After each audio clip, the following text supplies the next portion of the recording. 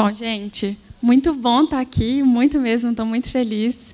Obrigada pelo convite, Inês, Guilherme, parceiros voluntários. É muito bom falar um pouquinho do que a gente faz todo dia e sonha todo dia. Eu sou a Laila, daqui a pouco vai chegar um slide com a minha carinha, mas vocês já estão me vendo aqui, então está ótimo.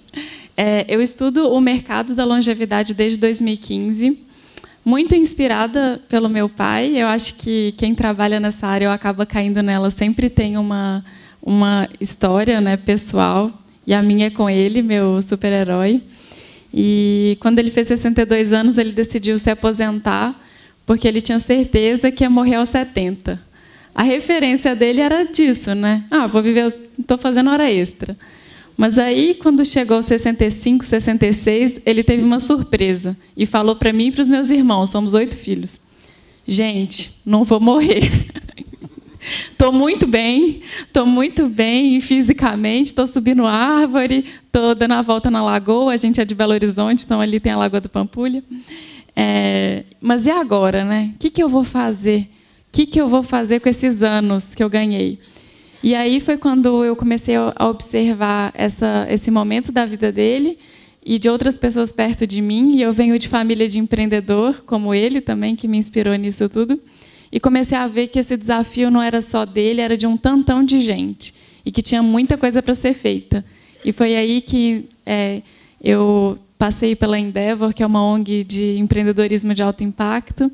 E lá decidi embarcar nessa aventura que tem sido empreender na longevidade no Brasil e começar a fomentar esse mercado e começar realmente esse mercado, né, junto com o Morris e um montão de gente, a economia prateada no Brasil, que eu vou falar um pouco mais.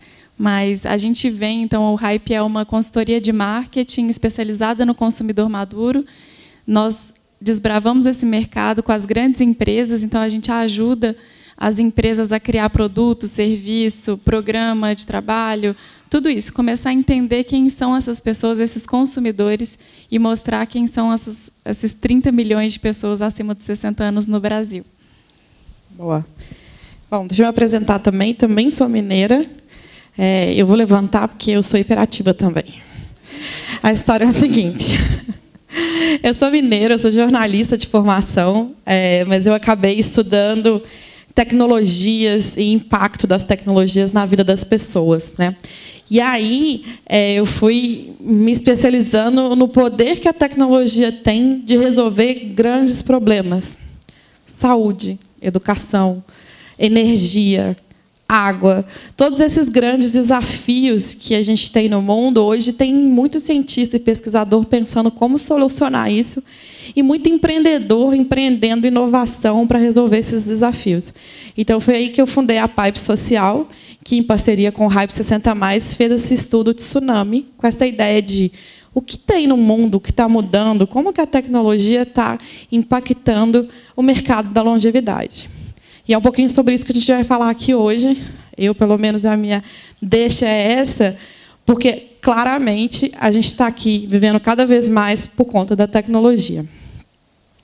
Só para explicar melhor o que a gente fez, então, o que a gente olhou? Tá? A gente tem o Tsunami 60+, que é essa pesquisa, que a gente dividiu em 2 produtos. A gente tem um livro de tendências, que a gente foi olhar para o mundo.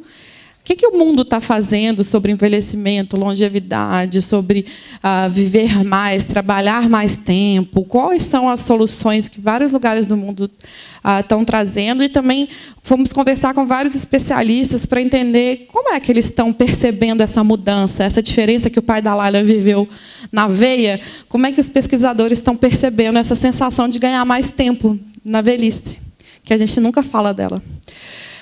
E, do outro lado, a gente foi... Então, tá, mas e no caso do Brasil? Qual que é o retrato real? O que a gente tem no Brasil hoje acontecendo? Então, a gente foi na casa de 88 pessoas e depois... Eu vou passar rapidinho só para vocês verem aqui. Peraí que está estranho. Bom, vamos lá. A gente foi na casa de 88 pessoas, gente aqui de Poa também, e... a gente conversou com elas, abriu geladeira, perguntou como é que estava a renda, como é que estavam os medicamentos, para entender quais eram as condições e a realidade daquele dia a dia. E depois a gente levou esse mesmo dado para uma pesquisa quantitativa que a gente falou com quase 2.500 pessoas aí no Brasil respondendo esse questionário. Então, a gente tem o maior número de dados sobre esse público no Brasil que ninguém nunca tinha levantado antes. E aí, eu não sei por que está cortando o slide. Em vez de entrar o slide, está entrando no... Acho que tem que colocar em formato tem formato de apresentação, será? Vocês conseguem pôr aí? Porque eu acho que está em scroll normal. Tá bom, ele falou assim, ó, acho que é tipo, vai embora. Então, vocês vêm comigo. Tá, então, vamos lá. Eu queria falar um pouquinho do futuro da idade. Enfim, o que for ficando cortado aqui, eu vou tentando ler para vocês. A primeira coisa que a gente fala com as empresas e com as pessoas é: para de falar de milênio perto de mim. Não aguento mais falar de milênio. Todo mundo quer falar de milênio, sendo que, na realidade, nesse exato momento, o mundo está envelhecendo. Qual que é a realidade do mundo? A gente está tendo menos filho e vivendo mais. Por que os milênios são o pessoal mais interessante para a gente falar? Então, essa é a nossa primeira provocação. A população com 60 anos cresce 3% ao ano no mundo. Tá difícil, hein? Agora, bom, e aí a gente tem um dado também que é super importante, aqui ficou claro, que essa população de 65 anos mais vai dobrar no mundo até 2050. É essa a grande reviravolta, não são os milênios. A gente vai viver muito mais do que a gente imaginou. E aí, vários dos pesquisadores e estudiosos têm falado que o século 21 ou 22, enfim, esse século que está chegando, que a gente está começando, na prática, vai ser o século da velhice. Porque a gente nunca, enquanto seres humanos, enquanto Homo sapiens sapiens, a gente nunca viveu tanto com uma população tão envelhecida. Então, a gente está aprendendo, a gente vai aprender o que é isso, o que é viver e ter qualidade de vida na longevidade. A gente nunca viveu. Então, essa é a grande mudança e o grande aprendizado do século. E aí, tem uma questão que a gente acha muito importante. Eu, como futurista, vou falar umas coisas meio malucas, vocês não fiquem bravos comigo, venham comigo nessa jornada. Por quê? Porque todos os institutos de pesquisa tradicionais vêm errando muito quando falam de longevidade. Todas as projeções, a gente vai chegar a 30 milhões de idosos no Brasil em 2025. Hello, a gente já tem 30 milhões de idosos no Brasil. A gente está andando muito mais rápido do que os institutos de pesquisa têm conseguido acompanhar. Talvez porque eles não olhem para a evolução tecnológica nesse universo da longevidade, que é o que a gente está tentando abrir o olho para ver. E outra coisa importante que eu acho legal vocês saberem é que o Brasil tem uma lógica que não é a lógica da América Latina, que é a lógica que a gente está acostumado, de país em desenvolvimento ou um novo país. A gente está muito mais parecido com o Canadá do que com a Argentina. A gente envelhece muito mais rápido do que esses países, por vários motivos, mas que a gente não fala. E essa talvez seja a maior surpresa para a nossa população. A gente não sabe disso. A gente se vê ainda como um país jovem. E aí começam as minhas loucuras. Vem comigo. Um pessoal muito conservador, e não está errado ali, é conservador mesmo. Os pesquisadores europeus que pesquisam a população, enfim, tipo um instituto igual ao IBGE, já afirmam, sem muito exagero, que a pessoa que vai viver 200 anos já nasceu. Então, você encontrar com umas criancinhas na rua aí de vez em quando, dá uma olhada e já pensa, será que é esse que vai viver 200? E aí você fala com ele, quando ele for casar com alguém para o resto da vida, alguém avisa ele que o resto da vida pode ser 120 anos, 150 anos. Que ninguém pensa nisso, né? Na hora que vai falar, fala para o resto da vida como se fosse fácil, né? E, só para vocês saberem, a pessoa mais idosa hoje no mundo tem 124 anos, é uma francesa. Nessa pesquisa, a gente entrevistou uma senhora de 104, que já está fazendo a universidade aberta da terceira idade há 20 anos na USP.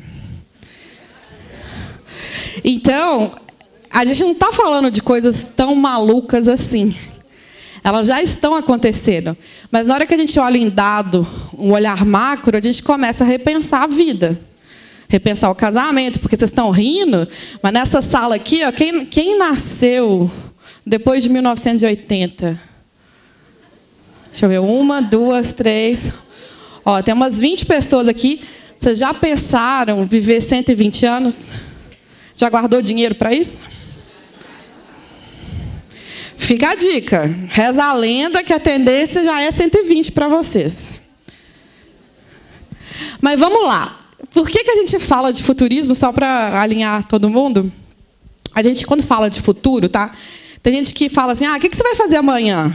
Amanhã é futuro. O que eu quero fazer nos próximos anos? Eu quero ter filho. Tá bom, de 2 a 5 anos também é futuro. E também é futuro eu falar que daqui a 30 anos eu quero estar morando no interior de Minas. Tudo isso é futuro. Então, a primeira coisa que quando alguém vier falar com vocês de futuro é falar, futuro quando? Pede para eles um parâmetro de quando começa e termina esse futuro, porque é muito ampla essa palavra. Então, quando vocês escutam as pessoas falando de coisas emergentes que estão chegando, geralmente é o futuro que já está acontecendo. Várias pessoas estão usando ali aquele look da moda de sombra lilás, e depois mais pessoas vão usar a sombra lilás. Quando a gente fala de tendência, a tendência para os próximos anos é usar tal coisa, é fazer tal coisa, são os carros assim, ou as casas assado, geralmente a gente está falando de 2 a 5 anos.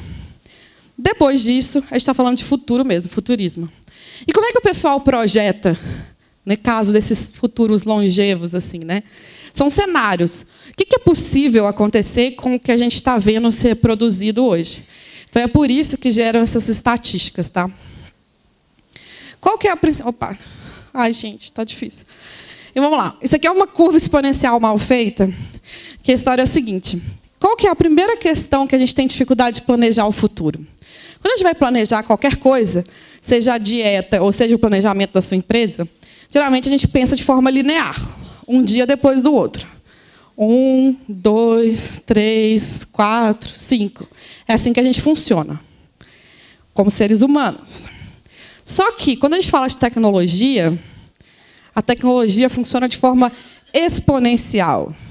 Se alguém te chamar para fazer um polichinelo exponencial, não vá. Era isso que eu ia fazer agora, mas como eu tenho que pegar um voo, eu não vou fazer isso com vocês.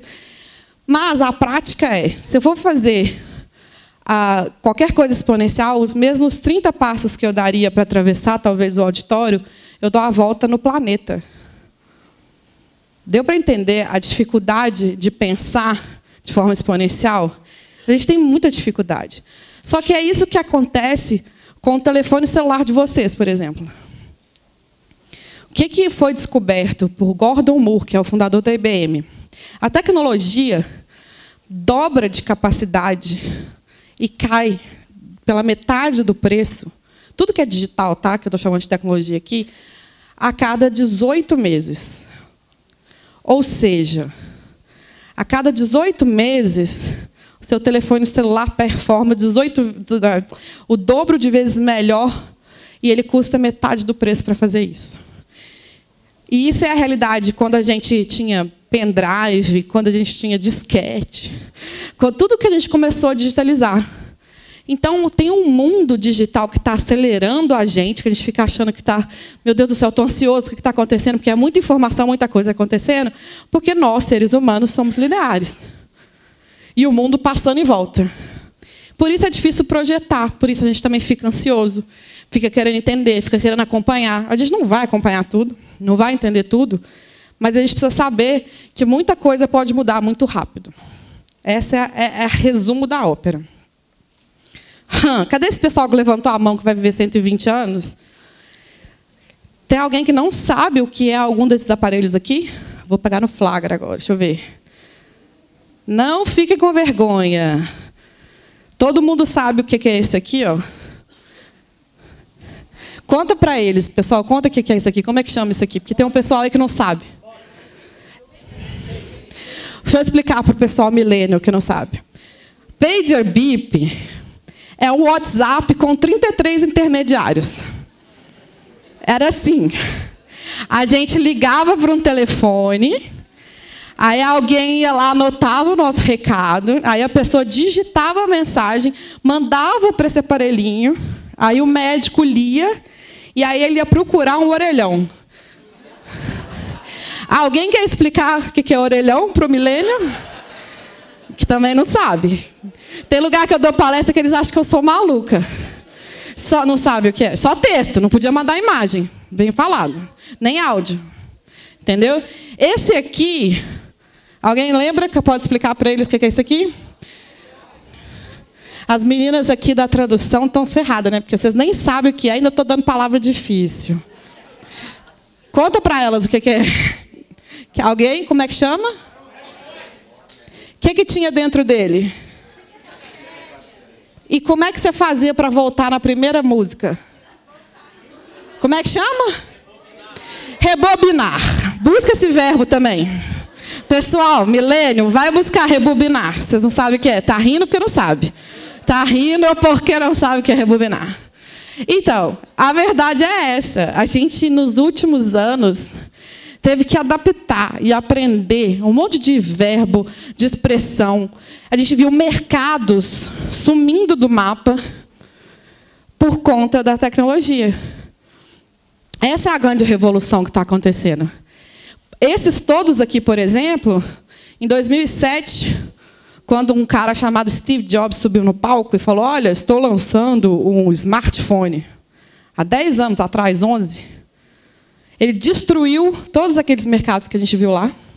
E todo mundo acha muito normal ficar andando na rua com o telefone. Olha o meu telefone, que incrível. Eu mando áudio para o meu neto, incrível. Cadê o bípero, o orelhão? A gente se adapta muito rápido a essas mudanças. E vai incluindo elas nas nossas vidas como se nada tivesse acontecendo. Mas, claro, elas têm um impacto na gente. Ela tem um impacto como a gente se relaciona, como a gente aprende e o tanto que a gente vive. Para vocês terem uma ideia, esse dado é um dado de um professor que me deu aula, que chama Peter Diamandis, da Singularity University. Ele tem um livro que chama Abundância, que eu adoro. Que ele fala que, apesar dos pesares, de todos os nossos problemas no mundo, a gente nunca viveu tanto, nunca tivemos uma expectativa de vida tão grande.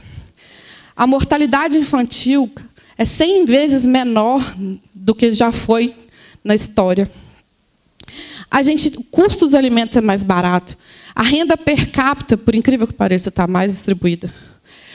O custo de transporte, sem falar o custo de comunicação, então, que hoje é quase zero. Então, a tecnologia tem um impacto, sim, nas nossas vidas. Então, quando as pessoas falam 200 anos, parece loucura, mas pode não ser. Por quê? Ai, meu Deus. Então, vamos lá. A gente está fazendo uma coisa também que, na história do nosso Homo sapiens, a gente nunca fez, que é ter dado customizado sobre nós mesmos. Todo mundo aqui que toma remédio para o coração deve saber que remédio para o coração foi testado num grupo de homens nos Estados Unidos, funcionou para eles, aí todo mundo toma. Porque é assim que é testado o medicamento. As grandes farmácias testam num grupo. Ó, a igreja. Não? Isso aí também era manual antigamente.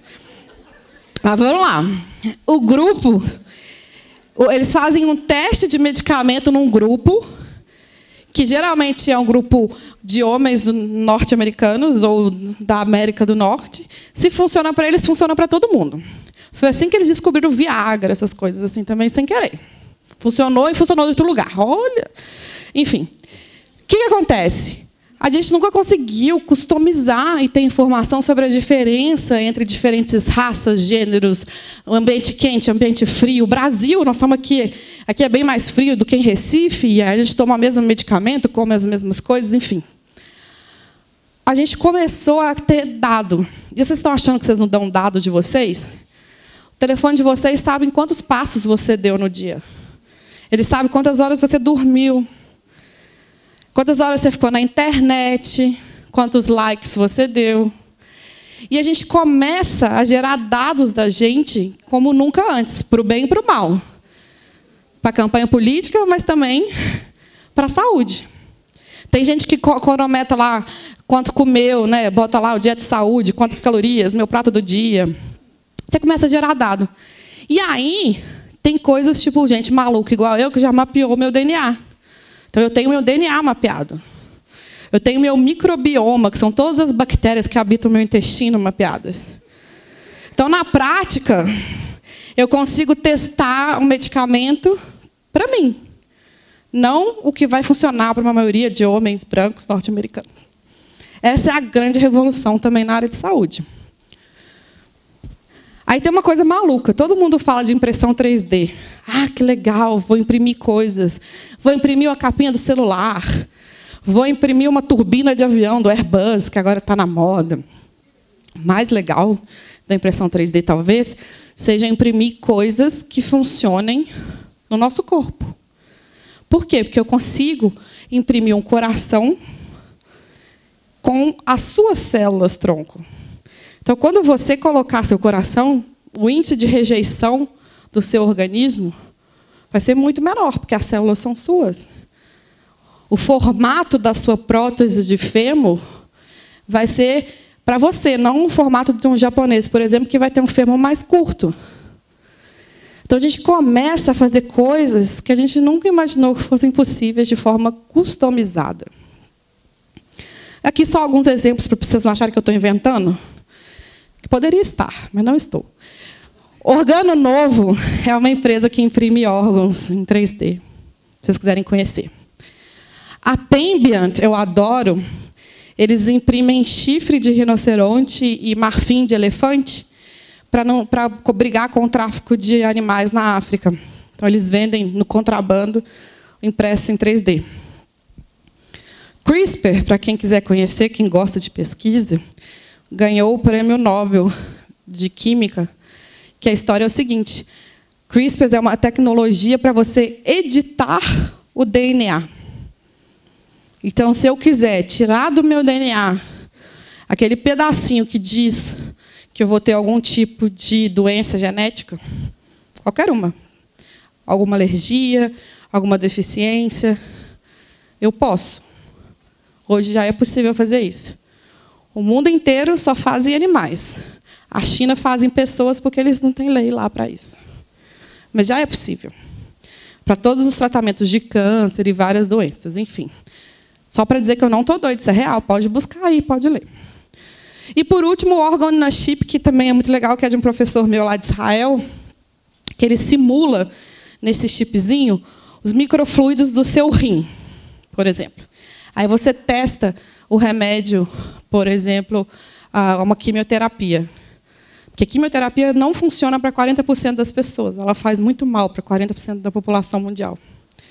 Aí você pode testar no microchip para ver se no seu rim funciona.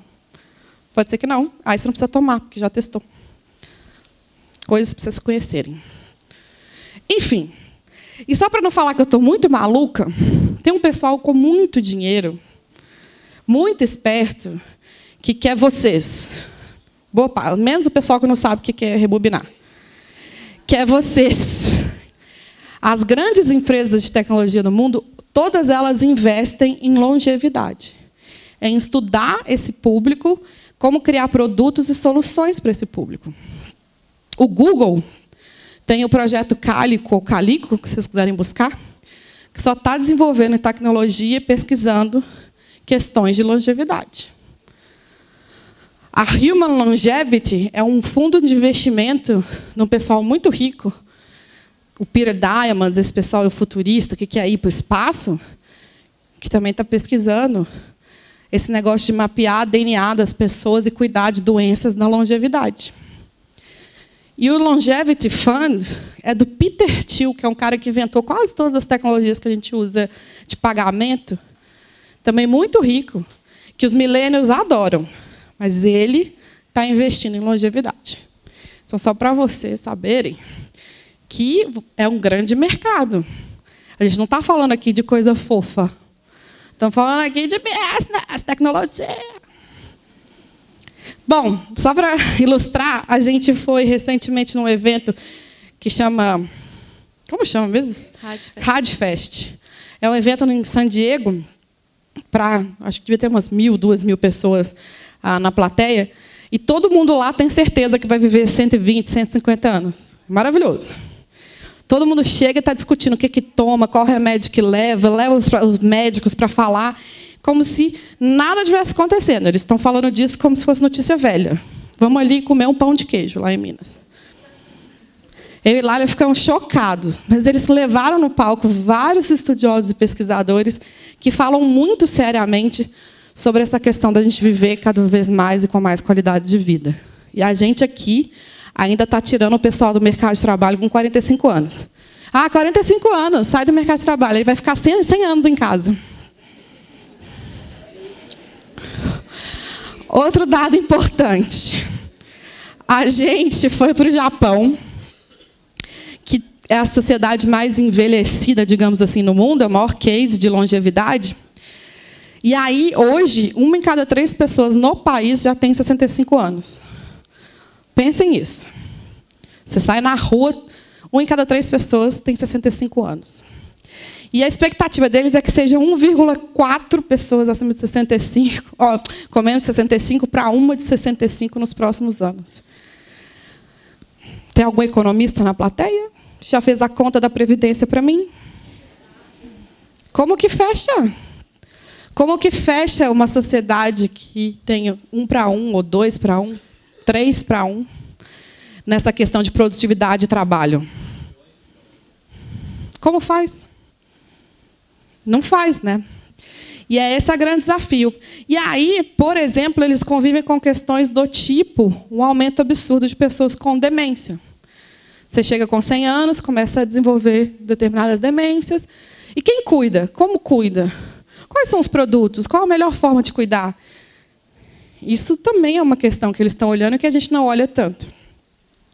E a solução que eles têm não é separar, é unir todo mundo. Como é que a gente trabalha enquanto sociedade para essa mudança? Porque não é uma mudança isolada, é uma mudança da sociedade. Impacta da economia, as relações familiares, impacta o consumo, impacta a comunicação, impacta todo mundo. A gente não está falando de uma questão isolada. Você é filho, pai, neto, bisneto de alguém. Você lida com essa situação em torno de você o tempo inteiro. A gente viu umas coisas tão lindas assim. A gente foi numa escola no Japão, na escola não, desculpa, num shopping que tinha umas ações para crianças e tinha uma ilustração de família. E a ilustração era cachorro, que criança fazia. Então era o cachorro, eu, meu irmão, minha mãe, meu pai, minha avó, meu avô e meu biso. Isso é família. Para eles é tão natural que o núcleo da família inclua biso e bisa, como para a gente talvez seja pai, mãe, avô e avó. Então essa também é uma mudança mental que vai chegar aqui em algum momento. E outra coisa interessante é, a rua é cheia de profissionais acima de 70 anos. Então você vai, aqui é da gente no zoológico. Toda a gestão de fila, toda a gestão de acesso às atividades do zoológico eram feitas por 60 mais, 70 mais, 80 mais, nesse caso. Trânsito, toda vez que eles fecham a rua, organizam alguma questão de vamos fechar a Paulista ou vamos fechar uma avenida no domingo, quem faz esse processo são os 70 mais. Então, existe uma naturalidade em ver essas pessoas em cargos de organização, de ordem, de respeito, normal. É uma sociedade já envelhecida. E aí, só para vocês ficarem comigo na cabeça, tem um pessoal muito louco aí, eu acho que é muito louco, são esse Audrey de Grey, ele veio aqui no Brasil há um tempo atrás, ele deu uma entrevista para a Folha de São Paulo, saiu em vários lugares, se vocês quiserem buscar. Eu tive aula com ele é muito doido. Mas ele estuda toda essa questão do corpo, de você usar uma perna biônica, um olho biônico, alguma coisa que você vai repondo peças, né, quando começa a dar defeito. E ele fala que acha que em algum momento da nossa história a gente vai viver 1000 anos. Então, casamento era bobagem, 200. Mas, enfim, vocês não precisam acreditar nele. Fiquem com 120, 200 anos. Eu vou deixar vocês com essa conversa de doido e vou deixar a Lara falar um pouco mais de coisas concretas. Obrigada, gente.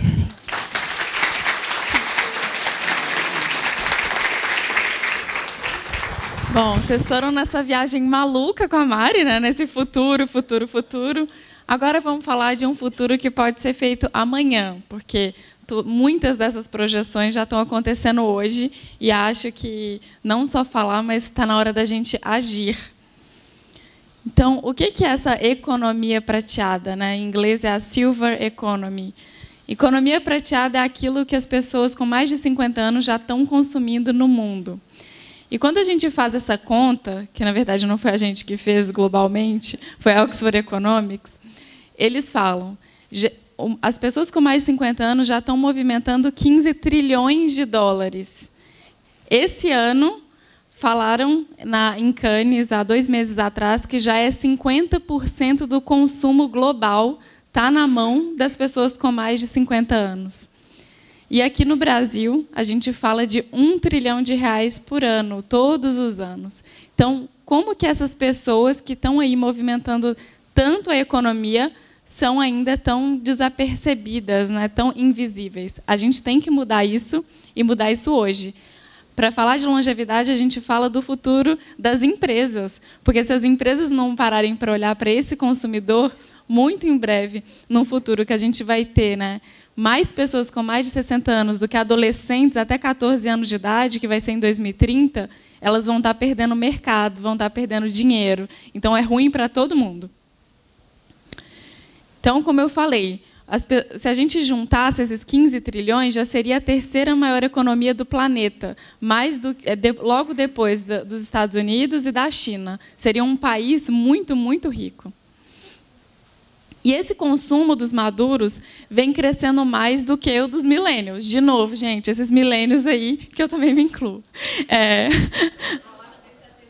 Pois é, 70 anos.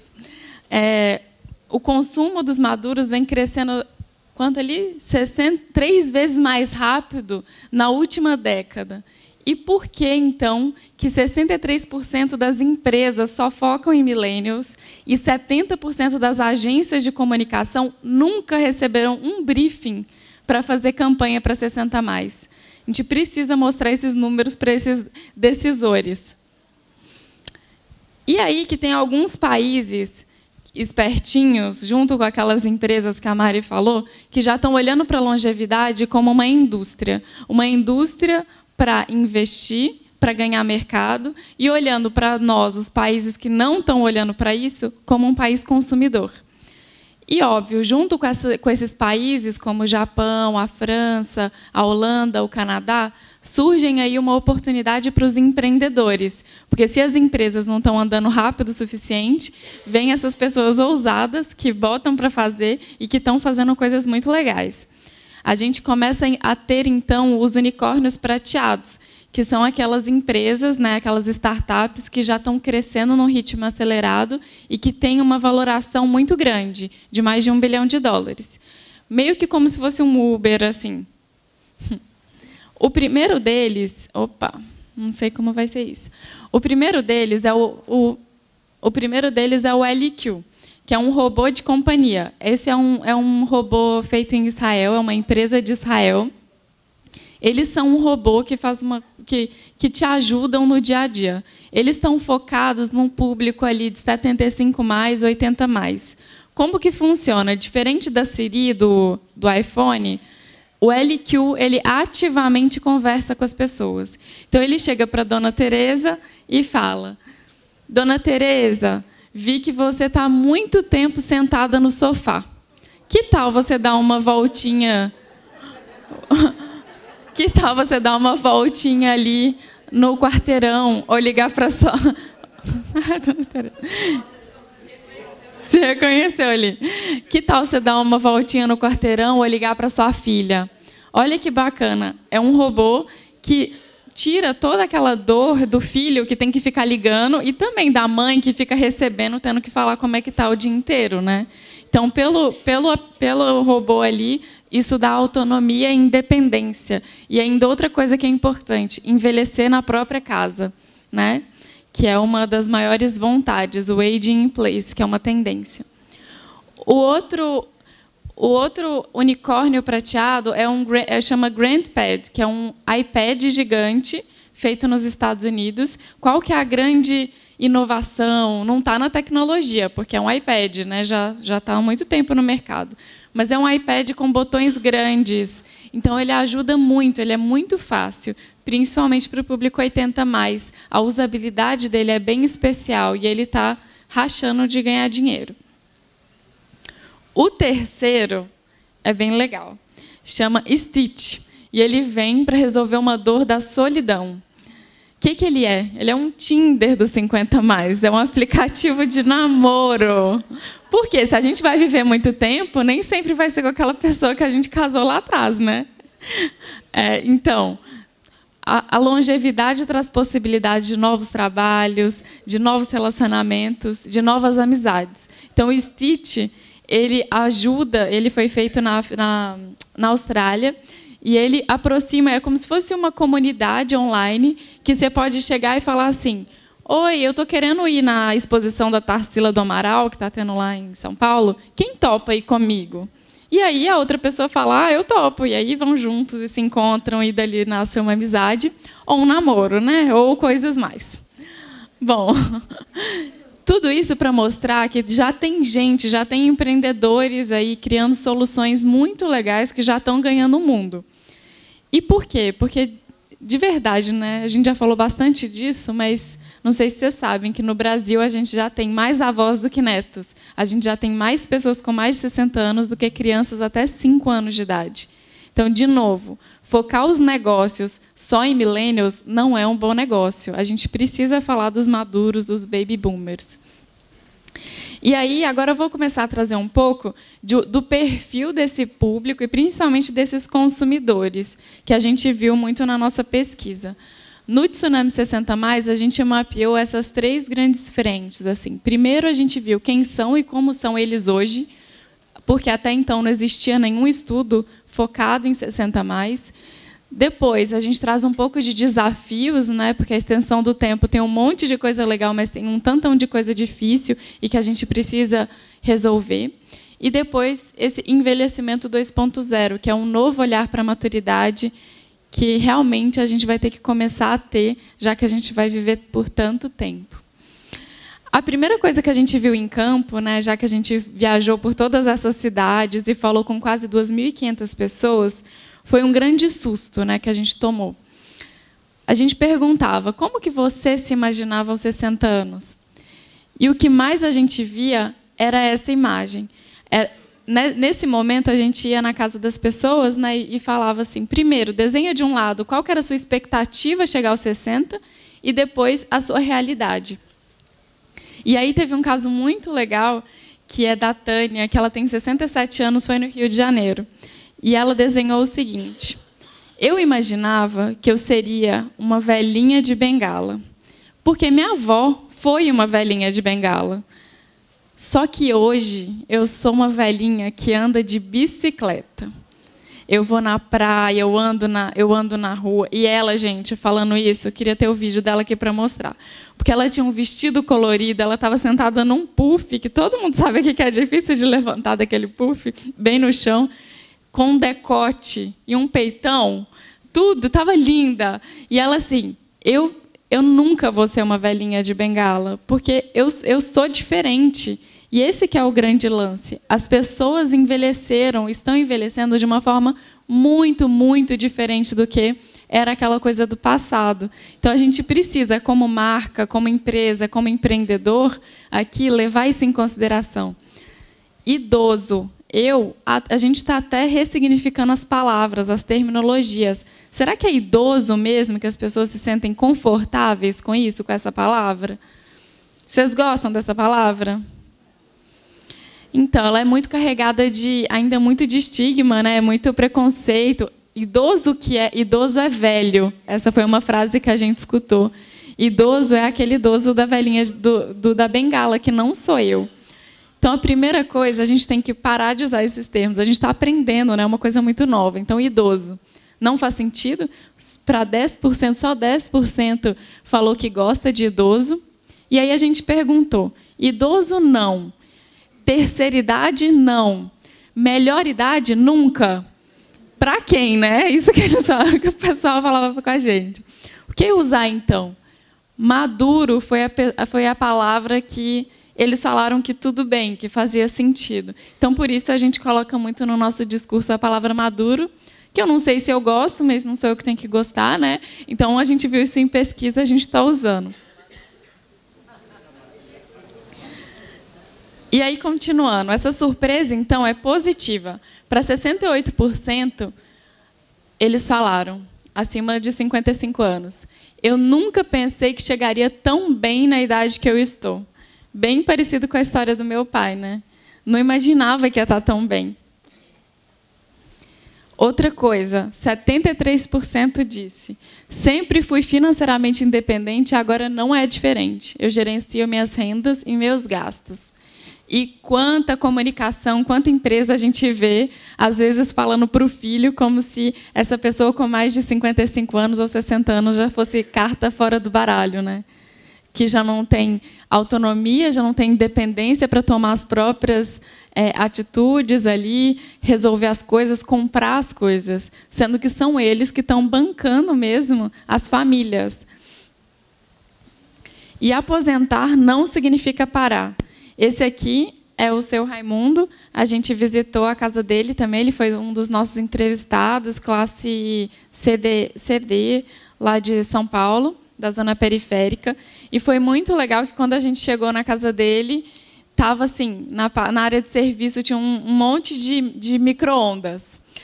E aí a gente chegou e falou assim, o senhor trabalha com isso? Como é que é? Quanto ganha? Né? A gente estava querendo saber das rendas. E ele falou, não, eu conserto todos esses micro-ondas de graça para a minha comunidade. Por quê? Ele está criando um novo papel, né? Então ele não está parado. Até essa palavra aposentado tem que mudar, né? Porque aposento é se ficar no aposento. Mas o que a gente mais viu é que essas pessoas têm uma rotina intensa, estão na rua, estão consumindo, estão fazendo esses trabalhos. E aí ele criou esse novo papel ali na comunidade dele de criar e de consertar o micro-ondas e todos os outros eletrodomésticos. E a gente perguntou, mas você fazia isso antes de ser aposentado? E aí ele falou assim, não, vem aqui, vou te mostrar. A gente chegou lá no quarto dele, ele estava com um laptop aberto no YouTube e o vídeo. Como consertar micro-ondas. Então, gente, os vídeos de YouTube também estão chegando nessa população. Influenciador, tem um monte de coisa, um monte de conteúdo. Eles estão em todos os lugares. E aí, falando de tecnologia, tem aqui uma fala que é muito linda, que é de um homem de 68 anos, classe B de São Paulo. E ele fala, nasci com uma lamparina no interior de Minas Gerais. E hoje digito meu nome no computador. Isso não é maravilhoso? E a gente estava falando aqui de todas essas adaptações e de todas as adaptações que ainda estão por vir. Essa geração foi a geração que viveu tudo isso. Então, é muito resiliente, forte, para passar por todas essas modificações e por tantas outras que ainda vão chegar. A gente não pode achar que não está mais, que não está na internet. E eu, sério, eu vou em reunião, acho que 2 vezes por dia, todos os dias lá em São Paulo, em grandes empresas. A primeira pergunta que me fazem é, mas eles são digitais mesmo? E aí eu começo a mostrar os dados. Gente, é só pensar, né, na sua mãe, no seu pai, no seu tio, todo mundo que te manda mensagem todo dia no WhatsApp. Porque o WhatsApp é a janela para o mundo. Todo mundo está no WhatsApp. Foi uma grande revolução para a longevidade, que tirou aquela solidão que às vezes tinha, né? Então, a gente também, em entrevista, a gente chegava e falava assim, como que é a sua rotina? Né? Essa foi com a Marilene, lá de São Paulo também. E ela falava assim, eu acordo, faço meu café da manhã, ligo a televisão, respondo 27 bom dias dos meus grupos de WhatsApp E depois vou fazer a faxina, converso com meu marido e tudo mais. Esses grupos dão vida. O WhatsApp foi uma coisa assim muito legal, às vezes muito melhor que remédio, né? Porque você tem ali seu WhatsApp, suas amigas, muita gente que retomou amigos da infância, da escola. Olha que legal, que vai encontrar gente que não convivia há tanto tempo. Então, as tecnologias estão revolucionando a longevidade. Diferente dos jovens, que, de novo, os millennials ou os jovens, que a tecnologia às vezes afasta e exclui, para a longevidade ela inclui. E quanta coisa bacana dá para fazer com tecnologia para esse público, de novo com as marcas, como grandes empresas ou empreendedores. Então, smartphone, 92%. Eu digo para meus netos e para a minha bisneta que o WhatsApp é o meu brinquedinho. Olha, adorei. Maria, né? Muito bom. Aí, ó, o WhatsApp é meu brinquedinho. Não estamos inventando, né?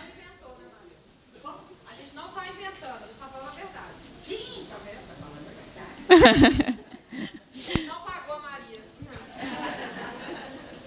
Smartphone, todos têm, pode ser, nem todos têm o iPhone, última geração, mas tem o Xing Ling lá, então todas as classes sociais têm smartphone. Todo mundo está no Facebook, que agora está se chamando Maturiface, porque, né, o Maus que usou essa expressão e eu gostei. Porque agora está todo mundo no Facebook, gente, comentando, compartilhando. E por quê? Tem vida, tem opinião, tem bagagem, tem história para compartilhar ali no Facebook. E tem muita gente também agora entrando no Instagram e se reinventando com a tecnologia. Então, no Hype, agora a gente tem uma área que trabalha só com influenciadores digitais maduros. Por quê? Tem um montão de gente, principalmente as mulheres, porque a mulher envelhece melhor que o homem, né? A gente pode entrar nessa pauta depois, está mais aí viva, a rotina mais cheia. E aí essas mulheres, como é o caso da Rosângela, que é uma grande amiga, ela começou um blog porque ela teve uma doença e a filha falou: "Ai, mãe, faz um blog, começa a escrever e tudo mais". Ela tem 64. De repente fez um blog, começou a escrever no Facebook. Hoje tem quase 700 mil seguidores e hoje é chamado por marcas, marcas super legais, faz propaganda. E ela fala assim: "É mesmo, é para mim". E ela, como influenciadora, criou uma nova fonte de renda. É uma nova profissão que ela nunca imaginava que teria, porque nem passava pela cabeça dela. Mas olha quanta gente que está sendo inspirada pela história da Rosângela, tudo pelo Instagram e tudo pelo Facebook. Ela tem um canal que chama It Avó, quem quiser seguir. E ela fala sobre avosidade, sobre a nova avó, que é muito diferente do tempo dela, que foi a avó dela. Só que, como eu falei, nem tudo é super legal, né? A gente também tem desafios. E, principalmente, falando em consumo, que é muito a minha temática, né? A nossa temática, a gente vê que, para essa população, não tem nenhuma marca do coração deles. Por quê? Porque as marcas não falam, não tem acolhimento, não tem relacionamento. Então, a gente perguntava: qual é uma marca que você gosta, né, que conversa com você? E ficava um silêncio. Ninguém tinha resposta. Ou quando falava assim: Brastemp, TV Globo, que são marcas mais de massa, né, que é para todo mundo. E aí é isso que a gente vê em números. 4 em cada 10 brasileiros acima de 55 anos reclamam: faltam produtos e serviços para mim. Eu não sou visto, eu sou invisível. E isso com aquele tantão de dinheiro lá, né? Com todo mundo lá responsável, que é uma loucura. E aí a gente pergunta: o que mais falta? A gente vê, falta em 2019, para 56% dos 55 mais, roupa, acessórios. Que louco, né? Fazer roupa é inovador em 2019. Que coisa maluca. Mas aqui, imagino, quantas mulheres aqui sentem falta de roupas ou lojas ou vão no shopping e acham que só tem roupa para novinha ou roupa para vovozinha, né? Que não são elas. Porque essa mesma mulher que a gente entrevistou, que falou da bicicleta, ela falou: eu fui colorida e sou colorida a minha vida inteira. Por que as marcas acham que eu sou bege? que começa a só ter roupa bege para mim só porque eu fiz 60 anos, 70 anos. Não, gente, eu sou esse mulherão aqui. Eu vou continuar usando essas roupas. Então, olha, falta roupa, falta alimento, e aí aqui são pacotes menores, já que agora a gente tem famílias menores, turismos, cursos, tem aí um montão de oportunidade. A economia prateada tem ali oportunidades enormes para as marcas, para os empreendedores e também para os maduros. Porque a gente fez, ano passado, um mapeamento de negócios na longevidade e mais de 50% dos empreendedores por trás desses negócios tinham mais de 50 anos. Então, se vocês tiverem interesse em empreender na economia prateada, vocês já estão saindo na frente, porque muita gente aqui já está vivendo e sabe muito bem da dor. Isso já é um bom caminho para ter um negócio interessante. E tão importante quanto ampliar a oferta é comunicá-la da forma adequada, né? A comunicação tem que mudar. Lembra as agências de comunicação, a maioria só tem pessoas muito jovens e que não conseguem conversar com esse público. O que mais a gente vê é quais são os grandes preconceitos na comunicação. Tanto comunicar como se a população 60+ fosse totalmente frágil, ou, pelo outro extremo, né, os super idosos. Então, ainda tá essa briga aí de estereótipos, ou ainda com o ageísmo, né, que é o preconceito com a idade, que é com essa relação com essa sensação e com essa ideia de que as pessoas mais velhas querem ser mais jovens, né, se inspiram só pelos mais jovens. Quando o que a gente viu muito em pesquisa foi que as pessoas estão muito bem com o corpo delas, né? Eu estou me aceitando, eu me aceito do jeito que eu sou. E o que mais a gente quer ver como empresa, né, e como fomentadora desse mercado, a gente quer ver mais representatividade, até banir termos como anti-aging, né, que é essa ideia de você não querer envelhecer, mas sim o pró-aging, que é o pró-envelhecimento. A gente quer ver mais diversão. Essa Iris Apfel, ela é uma fashionista de Nova York, e a Barbie fez a Barbie mais velha do mundo, que foi com ela tem 96 anos de idade.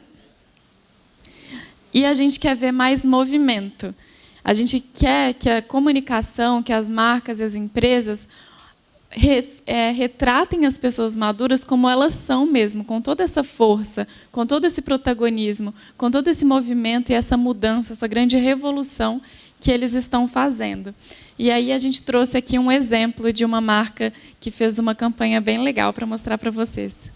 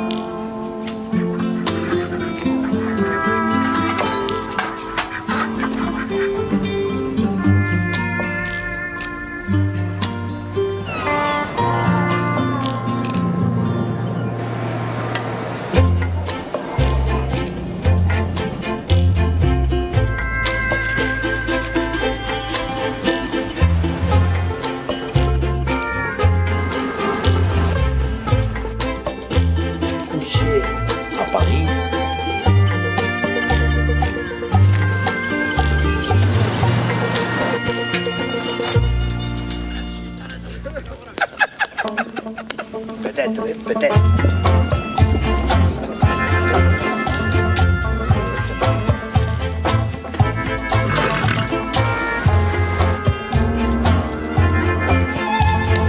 Voilà.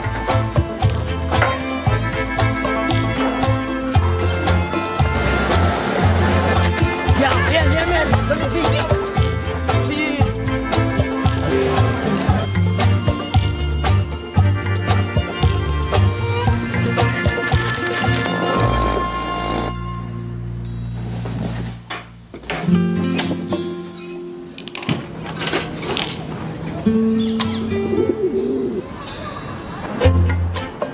Empieza algo nuevo. eu gosto muito dessa campanha porque ela mostra esse movimento, né? E ele é muito real, assim. A tatuagem que ele faz tem significado. Ele começa a mudar todo dia um pouquinho, né? Que foi um pouco da palestra de antes de mim, né? Com a Mônica e tudo mais. Comece a fazer alguma coisa diferente. E mostra muito isso, esse momento ali de, eu não quero fazer a mesma coisa no mesmo dia, e aí pega a cadeira e começa a viver todas essas aventuras. Bom, gente, vamos abrir para perguntas, né? Obrigada, foi maravilhoso, e agora a gente vai abrir para algumas perguntas.